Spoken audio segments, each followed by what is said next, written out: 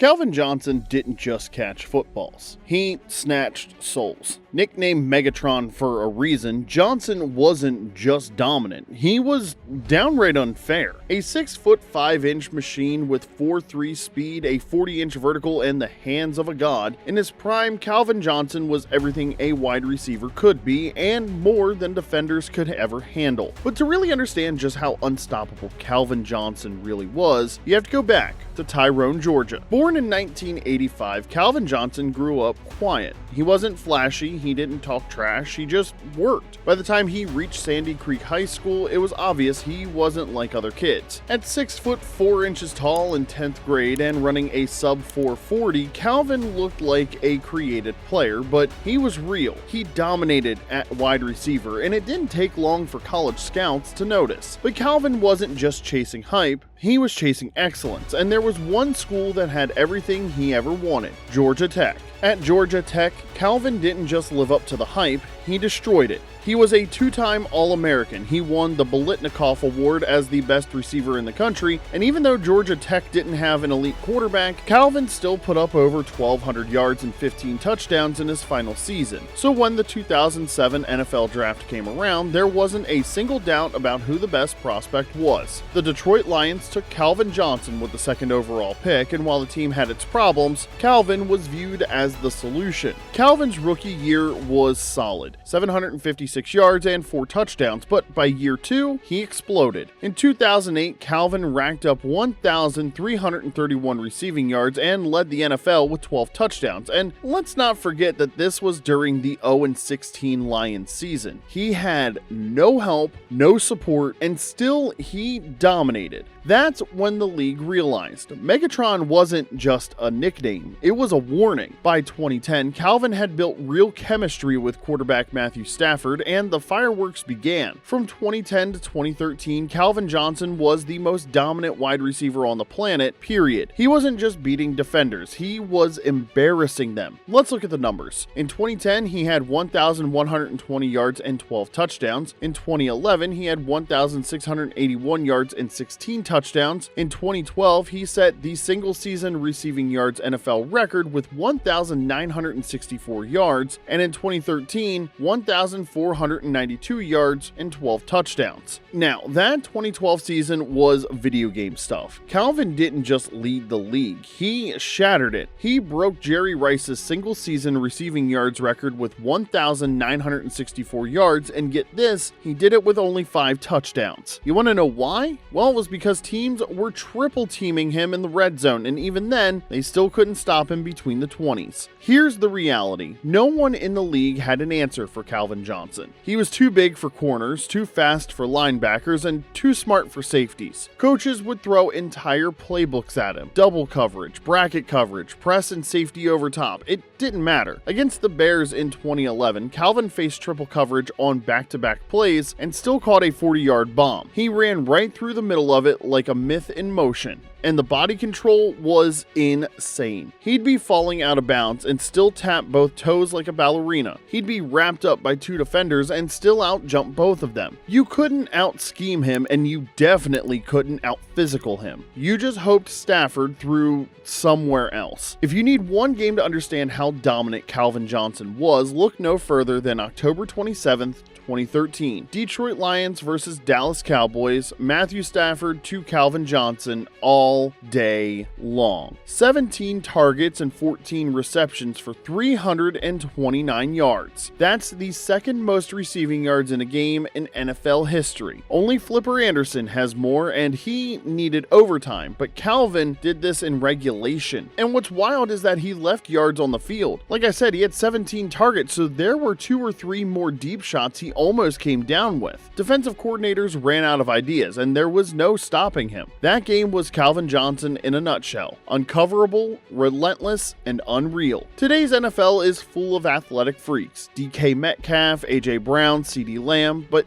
Calvin was the prototype. He changed the wide receiver position. He proved that a tall, powerful wideout could also be the fastest guy on the field. He forced defenses to adjust how they schemed entire game plans, and he paved the way for future generations of hybrid wide receivers. Even now, when scouts evaluate prospects, they ask, could this guy be the next Megatron? The answer is always no, because there is no next Megatron. Calvin's greatness was magnified by where he did it. In Detroit, there were no Super Bowls, no MVP quarterbacks at the time, and no elite defenses to support him. Just Calvin Johnson carrying a franchise on his back for nearly a decade, and the fans loved him for it. He never asked to be out of there. He never demanded a trade, and he gave everything he had to the city of Detroit. And that's part of what made his retirement so painful. When he stepped away at 30, it stunned the NFL. But if you watched closely, you saw the signs, the injuries, the constant double teams, the hits, the disappointment of giving your all and still falling short. Like Barry Sanders before him, Calvin walked away with gas left in the tank, and just like Barry, he did it with grace. Calvin Johnson retired with 731 receptions, 11,619 yards, 83 touchdowns, and he was the fastest player to 10,000 receiving yards. That is a legacy of dominance that cannot be erased. He made 6 Pro Bowls, 3 first-team All-Pros, and in 2021, he was inducted into the Hall of Fame on his first ballot. The speech was pure Calvin Johnson, humble,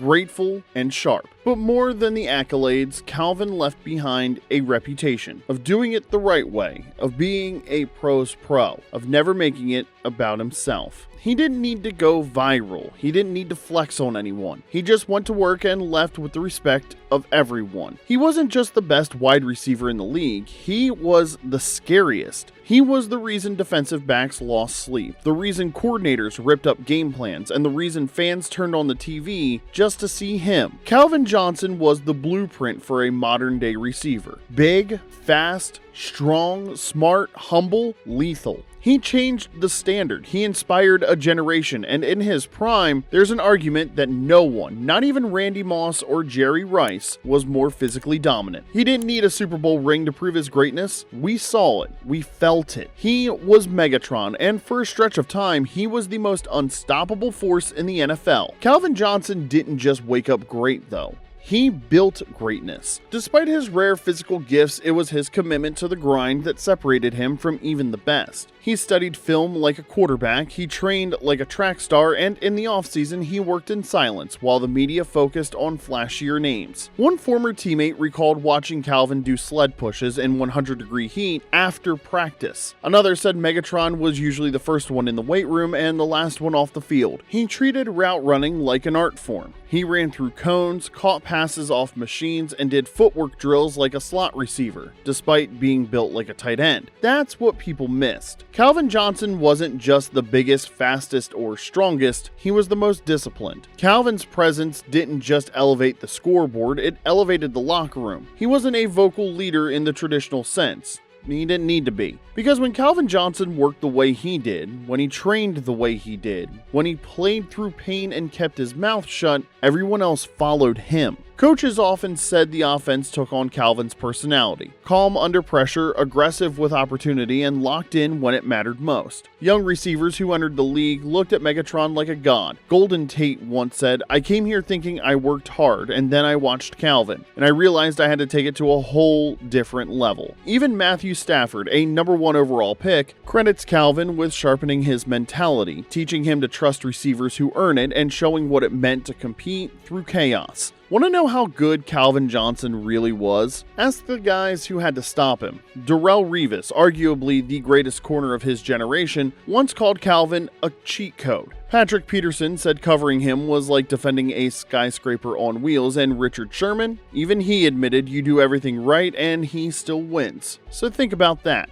You can be in perfect position, you can guess the play, you can get your hand on the ball, but it doesn't matter. Because Calvin was inevitable. And yet, for all that greatness, you still walk away from Calvin Johnson's career with one aching thought. What could have been? He played just 9 seasons, and only twice did he reach the playoffs. He never had a top 10 defense behind him, he never had a Hall of Fame coach, and never had a dominant run game to take pressure off of him. He He played most of his prime with a separated shoulder, dislocated fingers, and knee tendonitis, and still put up 7 1,000+ yard seasons like it was routine. Imagine if he played in Green Bay, or with Peyton Manning, or hell, even in an Andy Reid offense. How many touchdowns? How many records? How many rings? But even without them, he left as a first ballot Hall of Famer. And maybe that's what makes his story special. He didn't need a perfect team. He didn't even need the spotlight. He was the spotlight, and he turned Detroit into a stage. Even after stepping away from the game, Calvin's impact never faded. He's worked to promote player health and recovery. He's become a powerful advocate for cannabis-based therapies to fight chronic pain, something he experienced for years. He mentors young athletes, speaks to NFL teams, and still receives thunderous ovations every time he steps into a stadium.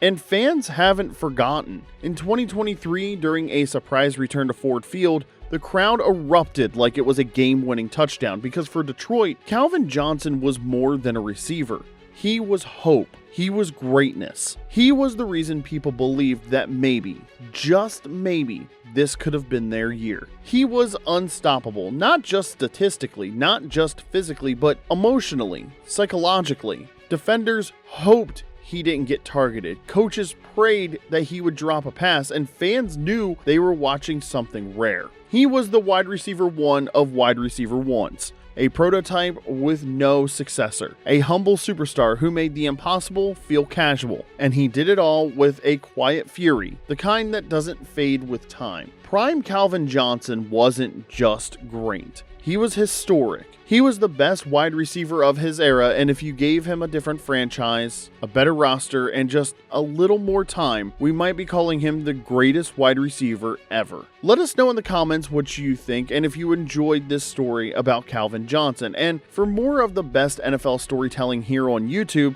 hit that like button and subscribe for more. Thanks for watching. We'll see you next time.